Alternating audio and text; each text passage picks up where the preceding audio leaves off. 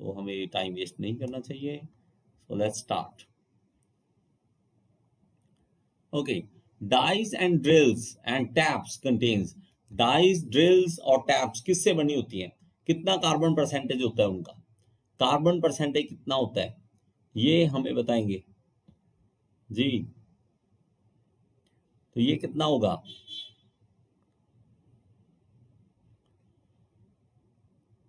Yes, good good good, हो जाता है। इंटरनेट इशू तो आम बात है, इंटरनेट इशू आम बात है।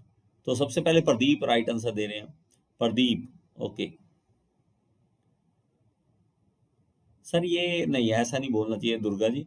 व्यूज हमें क्या है, बच्चे पढ़ने वाले चाहिए, ठीक है। मेरी वजह से अगर आप एक बच्चे की भी कोई जॉब लगती है तो ज्यादा खुशी वो है, ज्यादा खुशी वो है। तो मेरे लिए खुशी वो बड़ी मैटर करती है, ऐसा नहीं है। कोई बात नहीं, व्यूज वगैरह जो नहीं पढ़ते हैं उनका पता है आपको कि क्या देख रहे हैं क्या नहीं देख रहे हैं यूट्यूब पे। तो हमें पढ़ने वाले बच्चे चाहिए, ऐसे वाले तो फायदा भी नहीं है। Dash cast iron has the maximum tensile strength. Maximum tensile strength किसकी होगी जी, मैक्सिमम टेंसाइल स्ट्रेंथ किसकी होगी। सर मैं क्या, हाँ आशुतोष, क्या हेल्प करूं, आप समझ नहीं रहे हैं। आप मेरी बात समझो आशुतोष, मेरे पास जितनी वीडियोस हैं आपके लिए इनफ है फ्लूइड मैकेनिक्स, आप अच्छे मार्क्स ले जाओगे ये गारंटी है। लेकिन अभी बहस छोड़ के आप अभी फ्लूइड मैकेनिक्स की प्लेलिस्ट ओपन करो और वहां पे देख लो, वहां पे देख लो, आपको सारी वीडियोस मिल जाएंगी फ्लूइड। अगर नहीं है तो एक वेबसाइट पे भी लिंक दिया हुआ है मैंने, तो वेबसाइट पे लिंक दिया है मैंने, उसमें वीडियोस मैंने आज किया ये, वो देख लेना। तो इसका नॉड्यूलर है बच्चे, नॉड्यूलर कास्ट एंड, जिसने सी राइट दिया उसका राइट आंसर है पराग का, ठीक है, पराग का है, प्रदीप का है, तो ये C is the right answer. तो आगे देखिए, water by evaporative cooling can theoretically can be cooled down to. तो हमारे पास इवेपोरेटिव कूलिंग जो होती है, वाटर जब हम इवेपोरेटिव कूलिंग से कूल करते हैं तो थ्योरेटिकली कूल डाउन टू कितने तक हम कर सकते हैं, एटमॉस्फेरिक टेम्परेचर तक, एयर्स ड्राई बल्ब टेम्परेचर तक, वेट बल्ब टेम्परेचर तक, या ड्यू पॉइंट टेम्परेचर तक, कहां तक कर सकते हैं। तो 4.A, 4.B, 4.C क्या होगा इसका राइट आंसर, इसका राइट आंसर क्या होगा, ठीक है, इसका राइट आंसर बताओ जी, जी इसका राइट आंसर। और साउंड बताना यार, साउंड मैंने ना यार, ये माइक तो यहाँ पे, ओके, सॉरी सॉरी सॉरी। और अब ज्यादा शायद आपको एयर आवाज जो है ज्यादा क्लियर आएगी मे बी। तो इसका राइट आंसर बताएं जी। तो ये होता बच्चे, कहां तक है, वेट बल्ब टेम्परेचर तक, एयर के वेट बल्ब टेम्परेचर तक हम कर सकते हैं, वेट बल्ब टेम्परेचर तक। तो हमारे पास वेट बल्ब टेम्परेचर तक होता है, इस चीज को नोट करना।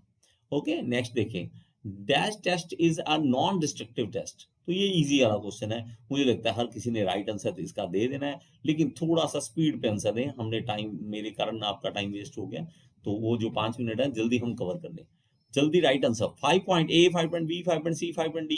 तो जिन्होंने बी, सुनील, अरे सुनील चौधरी, चौधरी जी, चौधरी साहब, आप थोड़ा सा पढ़ो, आपको बहुत, मैं अब आप देखो ये ऐसा मत सोचना कि मैंने आपका कुछ बोल दिया आपकी बेइज्जती होगी, यहाँ कोई जानता तो है नहीं, क्लास में कोई जानता तो है नहीं हमें, है ना, कोई जानता नहीं है ना, तो ऐसा मत फील करना। तो लेकिन आपको पढ़ाई की जरूरत है, radiography is the right answer. Non destructive का मतलब होता है जो तोड़ा ना जाए फिर भी हम टेस्ट कर लें।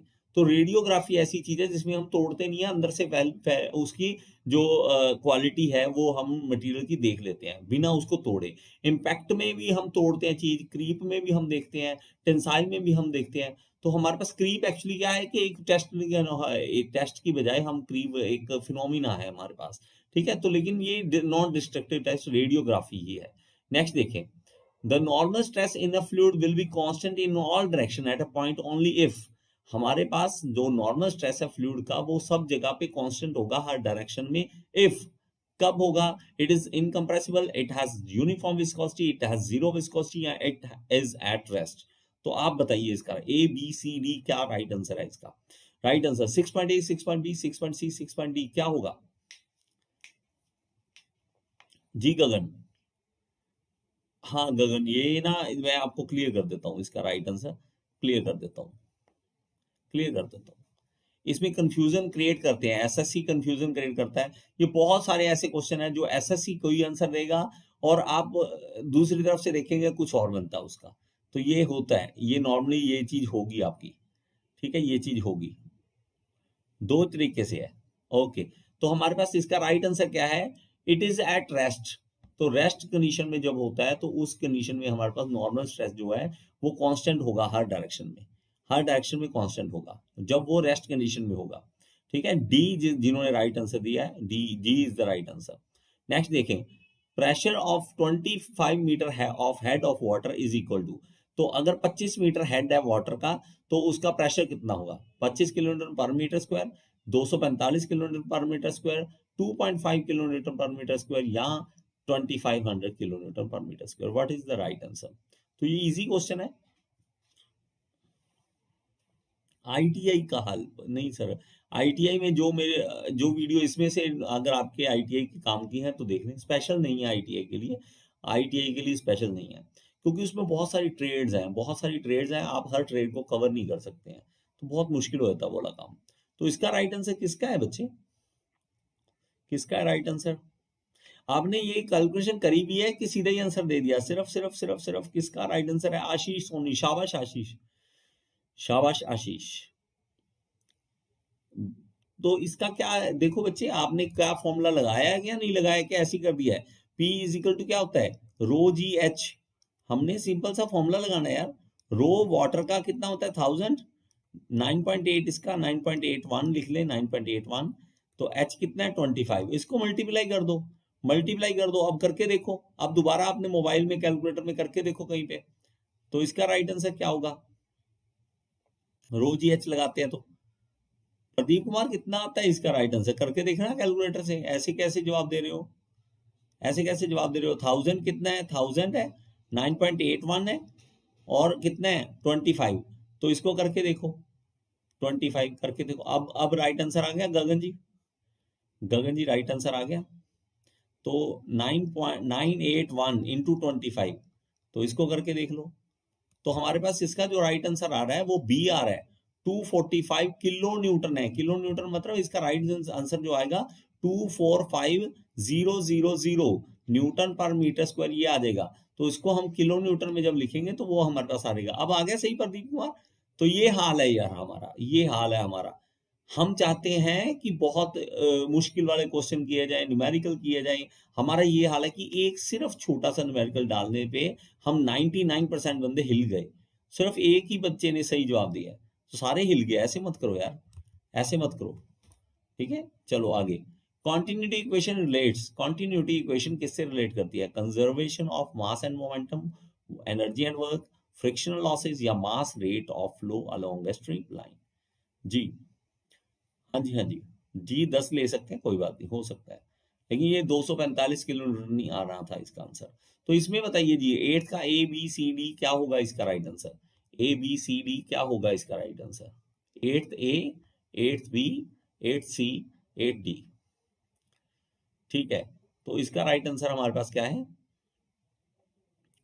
तो किसका राइट आंसर है हमारे पास? ग्रेट, तो इसका राइट आंसर हमारे पास ये डी है, mass rate of flow along a stream. Mass rate की बात करता है ये, कॉन्टिन्यूटी किसकी बात करता है? मास रेट की बात करता है।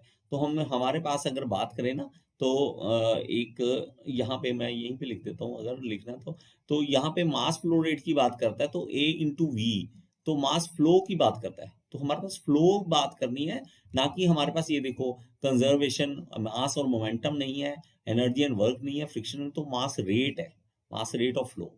ठीक है, ये होता है हमारे पास। Okay, fusible plug in small boiler is located, कहाँ पे लगा होता है जी फ्यूजिबल प्लग? कहाँ पे लगा होता है छोटे बॉयलर में? फ्यूजिबल प्लग कहाँ पे लगा होता है जल्दी से? सर ये पीडीएफ नहीं प्रोवाइड कराता बच्चे, मैं फिर से बता दूं, मेरी वेबसाइट है अंकित, मैं यहाँ पे लिख देता हूँ, नहीं तो ये मेरी वेबसाइट है, प्लीज ओपन कर लो, अभी अभी कर सकते हो आप ओपन, इसमें आपको सब कुछ मिल जाएगा, सब कुछ मिल जाएगा।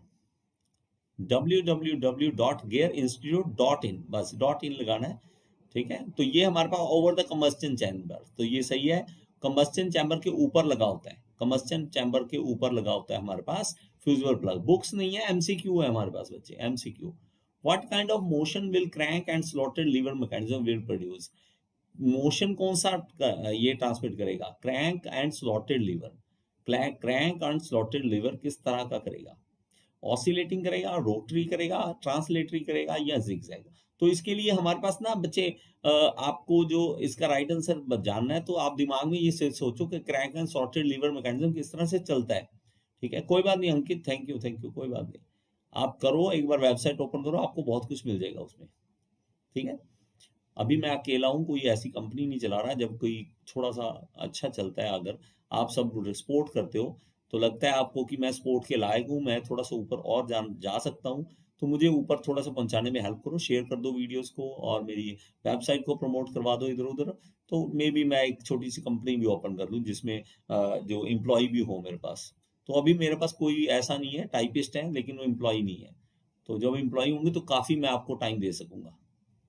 तो इसका राइट आंसर हमारे पास ऑसिलेटरी मोशन है बच्चे, ऑसिलेटिंग मोशन है। तो हम इस तरह से देखते हैं, तो ये देखो, तो ये बड़ी अच्छी इन्होंने बना रखी है। ठीक है, तो ये हमारे पास ऑसिलेटिंग मोशन दे रहा है।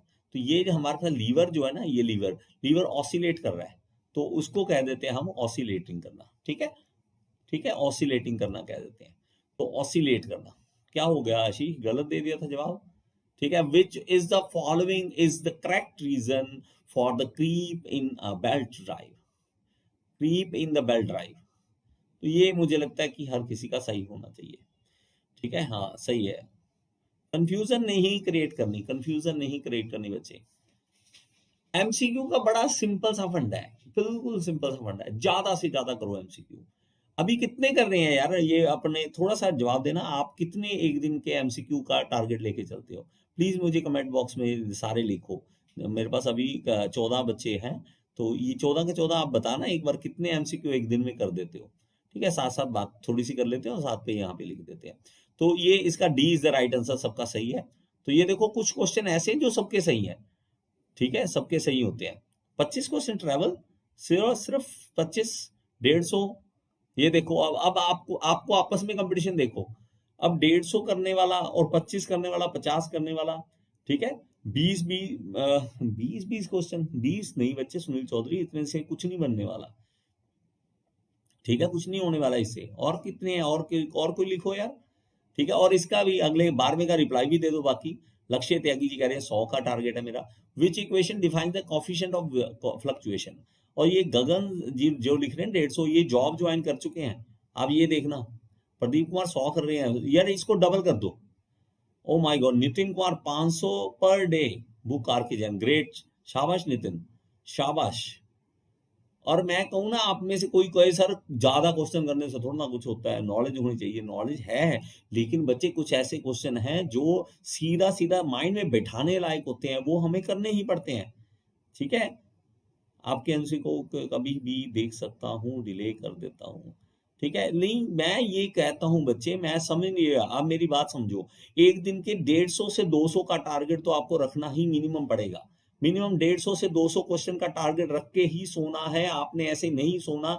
देखो मैं आपको बताता हूँ, सिंपल सी बात, चेयर पे बैठो, सीधे बैठो, 150 क्वेश्चन किए बिना नहीं सोना। रात के 2 बजते हैं, 3 बजते हैं, कोई बात नहीं। मैं आपको बताता हूँ नींद कितने सही घंटे की होती है, सिर्फ 5 से लेके 6 घंटे की नींद होती है बस।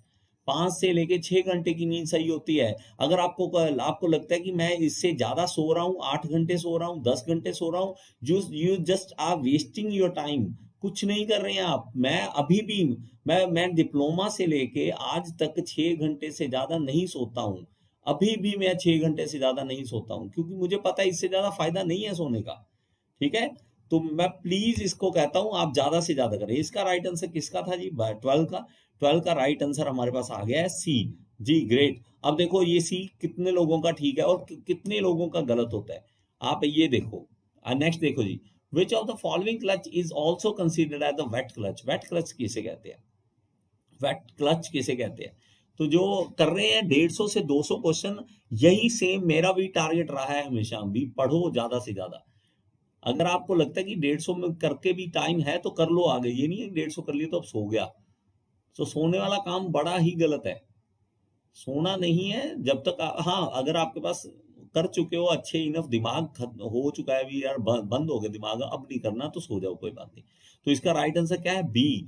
मल्टी प्लेट क्लच को हम क्या कहते हैं, वेट प्लेट क्लच भी कहते हैं, वेट क्लच भी कह देते हैं, वेट क्लच भी कह देते हैं। नेक्स्ट देखिए जी, frictional force which acts on the body when the body tends to move is known as, जब बॉडी मूव करना स्टार्ट करती है तो उसको क्या कह देते हैं? 14 point A, 14 point B, 14 point C, 14 point D. क्या होगा इसका राइट आंसर? तो इसका राइट आंसर क्या होगा? जल्दी से क्विक क्विक क्विक क्विक बताइए जी। अशोक प्रजापति, हमने यहाँ पे रूल रखा हुआ है कि आपने आंसर लिखना है तो 14 पॉइंट ए, 14 पॉइंट बी, जैसे बाकी रिप्लाई कर रहे हैं प्लीज आप भी ऐसे करें। लिमिटिंग फोर्स ऑफ फ्रिक्शन, जी सही जवाब। अरे एक गलत आ गया। सुनील चौधरी आप मत करो ऐसा, गलत नहीं देना जवाब, आप इंप्रूव करो। और अगर 15-20 क्वेश्चन एक दिन के कर रहे हो, नहीं गलत कर रहे हो आप अपने साथ। अगर आप जॉब कर रहे हो फिर भी आप टाइम निकालो। जी ये बताइए, steel rod of original length 200 mm, final length of 200.2 mm after application of an axial tensile load of 20 kilonewton, what will be the strain developed in the rod? बड़ा इजी सा क्वेश्चन, बहुत ही ज्यादा easy है। तो 15 point A, 15 point B, 15 point C, 15 point D, किसका right answer देखते हैं। बड़ा ही इंटरेस्टिंग, बड़ा सिंपल सा क्वेश्चन है, मतलब बच्चों की तरह, जैसे फर्स्ट सेमेस्टर के बच्चे होते हैं ना, थर्ड सेमेस्टर डिप्लोमा वाले, वो भी इसका राइट आंसर दे देंगे। तो इसका केतन जी हैं, उन्होंने जवाब दिया है सबसे पहले 15 का सी सी सी जी जी। बड़ा इजी सा क्वेश्चन, ग्रेट, सिंपल सा क्वेश्चन था तो सबका सही है, अच्छी बात है, अच्छी बात है जी। 15 का नेक्स्ट देखिए, 18, what happens when the heat supplied to the system is more than the work transfer out of the system? अगर हम हीट ज्यादा डाल रहे हैं और वर्क ट्रांसफर कम हो रहा है तो उससे क्या होगा? कांस्टेंट इंटरनल एनर्जी होगी, डिक्रीज इन इंटरनल एनर्जी होगी, इंक्रीज इन इंटरनल एनर्जी, या internal energy can not be determined. तो क्या होगा इसका राइट आंसर? थोड़ा सा जोश के साथ रहो यार हमेशा, ठीक है, हमेशा जोश के साथ, कभी भी जोश में कमी नहीं आनी चाहिए आपकी, ठीक है, जवानी है तो जोश रहना चाहिए इसका। तो इसका राइट आंसर क्या है? तो हमारे पास जैसे ही हम हीट ज्यादा डालेंगे तो उसमें इंटरनल एनर्जी इंक्रीज करेगी। ये सिंपल सा वो है, एग्जांपल आपको अच्छी लगे तो देख लेना। जब जो लोग ज्यादा खाते हैं और चलते कम है तो मोटापा उनका बढ़ जाता है, इंटरनल एनर्जी बढ़ जाती है, मोटापा बढ़ जाता है। वर्क कम करते हैं और खा ही जा रहे हैं, ठूस रहे हैं, वहां पे बर्गर भी चल रहे हैं, पिज्जे चल रहे हैं और हिलना है नहीं हमने, बाद में रहा भाई मेरा तो पेट निकल गया, पेट ही निकलेगा भाई, इंटरनल एनर्जी है इसके अंदर। इंटरनल एनर्जी को बाहर निकाल, कैसे निकाल सकते हो इंटरनल एनर्जी को?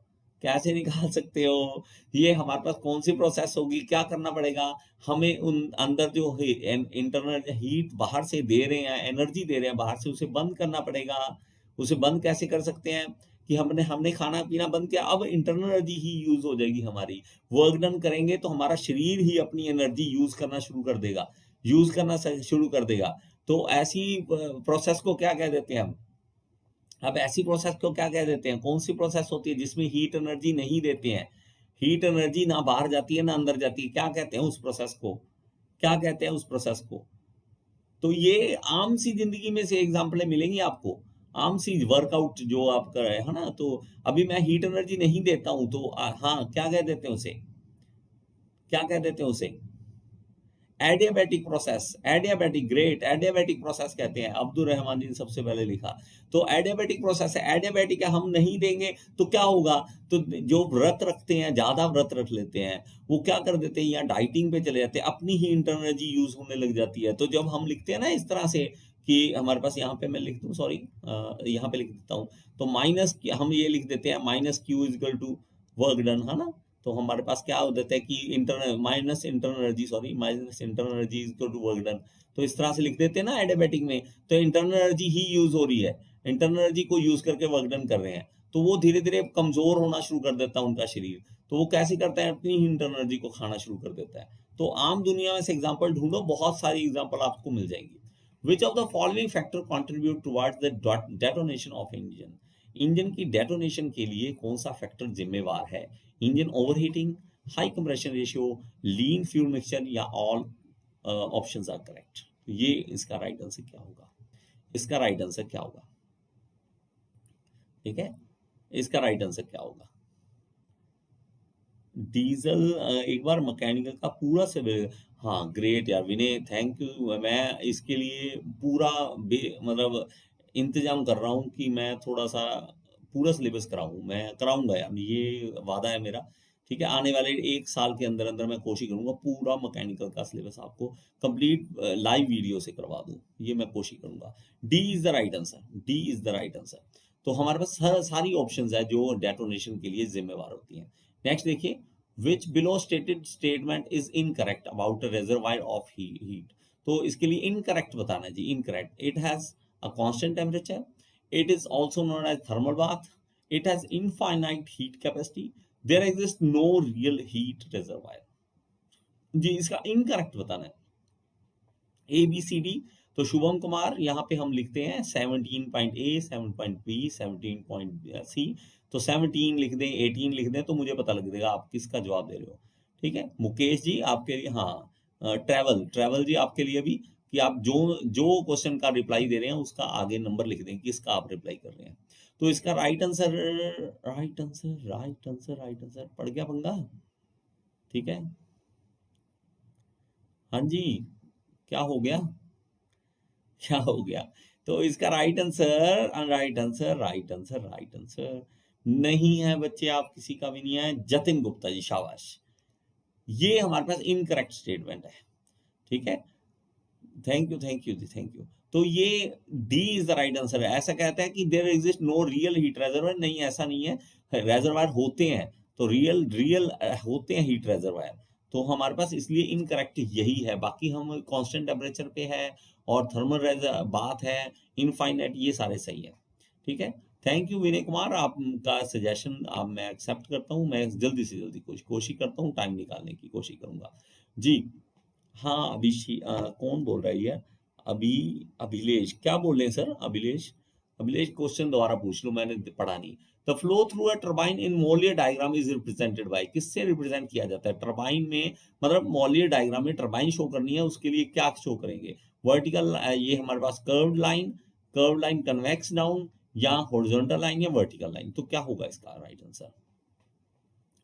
सर ऑपरेशनल रिसर्च की नोट्स कैसे मिलेंगे यार? सॉरी ये नहीं पता यार, नोट्स वगैरह बहुत कम मुझे पता है। ठीक है, तो इसलिए मेरे अपने पास जो नोट्स है, मैं कोशिश करता हूँ यार, कुछ ऐसा करता हूँ कि पीडीएफ बना के मेरे अपने नोट्स हैं, बहुत ज़्यादा अच्छी राइटिंग नहीं है, फिर भी मैं अपने ही नोट्स में कॉपी करके आपको देने की कोशिश करूंगा। ठीक है, तो इसका राइट आंसर हमारे पास D is the right answer बच्चे।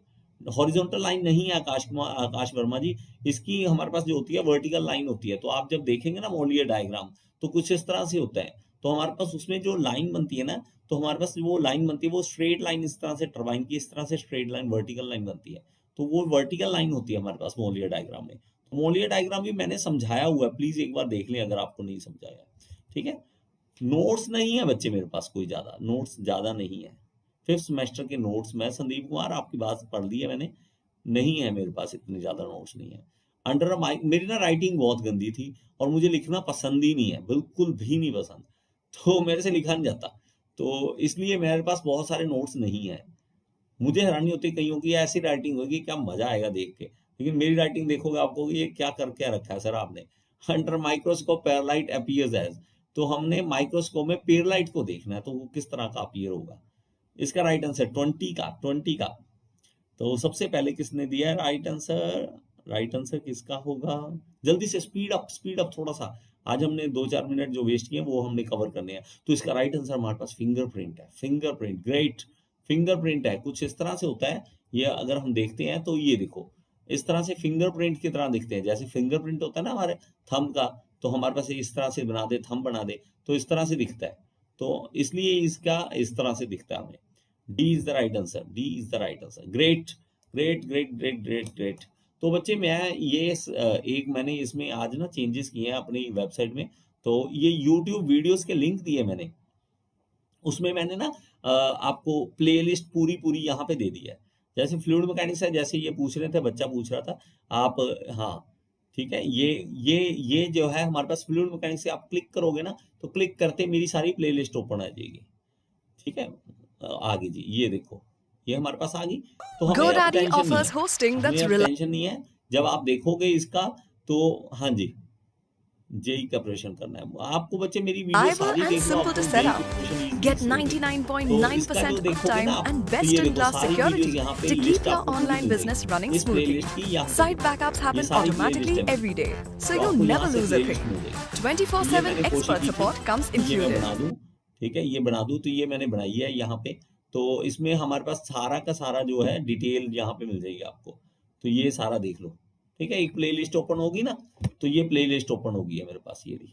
तो ये सारी 112 वीडियोस है ना फ्लूइड मैकेनिक्स की, मेरा है ना। एसएपी कोर्स का बताओ सर, एसएपी क्या होता है सर? मुझे नहीं पता, सॉरी, मुझे नहीं पता है। इतना बड़ा एक लेवल के टीचर नहीं है हम जो आपके जैसे हैं, सिंपल सा, है ना। तो थोड़ा बहुत पढ़ लिया मैंने, और कुछ नहीं, बहुत ज्यादा मुझे नहीं पता इन चीजों के बारे में, सॉरी बच्चे। मैं देख लूंगा अगर मुझे एसएपी का नेट से कुछ दिन मिलता है तो। यहाँ पे देखो, ये सारी आ गई मेरे पास, ये देखो, ठीक है। तो ये, हाँ, ये देखो। तो आप जब देखोगे ना यार, मेरी मेहनत देखोगे आप खुद को, आपको लगेगा स्टार्टिंग में मेरा ये हाल था, पसीना आ रहा होता था, पसीना आ रहा होता था, बुरा हाल होता था मेरा। मैं आपको दिखाता हूँ, ये देखो, थर्मो, आप कोई भी खोलोगे थर्मोडायनेमिक्स ही देखो, थर्मोडायनेमिक्स खोलोगे तो आप क्या करोगे। हाँ जी सर, मैं रोज 9:30 बजे लाइव क्लास लेता हूँ, 9:30 बजे लाइव क्लास लेता हूँ। तो ये थर्मोडायनेमिक्स की जब आप वीडियोस देखोगे आपको पता लगेगा मेरा हाल क्या था, ठीक है। स्टार्टिंग में यूट्यूब से कुछ भी नहीं मिलता, आपको पता होगा, 1 रुपया भी नहीं मिलता। तो उस टाइम में ये हाल था कि पसीना आ रहा होता था, बुरा हाल होता था, पसीना आ रहा होता मुझे, मेरे से पढ़ाया नहीं जाता था, फिर भी मैं लगा रहता था। जॉब भी थी साथ में, फैमिली भी, और साथ में ये भी, तो उसमें भी मैं लगा रहता था। तो ये आप देखोगे ना, कोई भी वीडियोस पुरानी देखोगे, तो यहाँ पे देखोगे तो उसमें मेरे पास पसीना आ रहा है, मेरी यहाँ पे देखो, छोटा सा हेलो बोर्ड है, दोस्तों। और तो छोटे से आज बोर्ड पे का जो पढ़ा रहा हमारा हूँ, टॉपिक है वो छोटे से है बोर्ड पे पढ़ा रहा हूँ, और पसीने, बहुत सारी पुरानी वीडियो देखोगे, वहाँ मेरे पास पसीना आ रहा होता है पूरी बॉडी पे। तो बुरा हाल में पढ़ाता था, क्योंकि नहीं खर्चा कर सकते थे। अब एसी उसी लगा के आराम से बैठे हैं, ठीक है। तो आप अपनी मेहनत पे जोर दो, आप अपने पे करो, ठीक है। दुनिया अपने आप आपके साथ जुड़ती है, मेहनत जरूर करो आप, ठीक है। तो ये प्लीज, अगर आपको कोई सजेशन देनी है तो वो दे सकते हैं। आप किसी के साथ मेरी वीडियो शेयर करना चाहते हैं, प्लीज ऊपर जाओ, लिंक पे क्लिक करो, और कॉपी कर लो इसको, लिंक को, और उनको सेंड कर दो। अगर आप मेरी से इतनी सी हेल्प कर देंगे तो आप गुरु दक्षिणा दे सकते हैं, ठीक है। टीचर डे बोलने से नहीं मजा आता, उसके लिए गुरु दक्षिणा भी देनी पड़ती है। तो आपका कौन सा अंगूठा